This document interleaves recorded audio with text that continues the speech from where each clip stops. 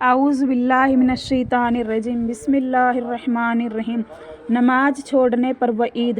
رسول اللہ صلی اللہ علیہ وسلم نے فرمایا، نماز کا چھوڑنا آدمی کو کفر سے ملا دیتا ہے۔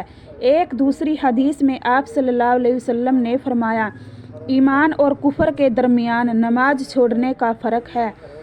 اللہ تعالیٰ سے ہدایت طلب کرنے کے لیے ان الفاظ میں دعا کرنی چاہیے، اہدنا الصراط المستقیم۔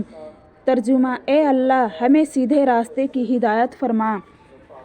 رسول اللہ صلی اللہ علیہ وسلم نے فرمایا، جو شخص ہر نماز کے بعد 33 مرتبہ سبحان اللہ اور 33 مرتبہ الحمدللہ اور 33 مرتبہ اللہ اکبر اور 1 مرتبہ لا الہ الا اللہ وحدہ لا شریک لہ لہ الملک ولہ الحمد وہو علی کل شیء قدیر، یہ مل کر 100 ہوئے پڑے گا تو اس کے گناہ معاف ہو جائیں گے، گواہ سمندر کے جھاگوں کے برابر بھی ہوں۔ السلام علیکم ورحمۃ اللہ وبرکاتہ۔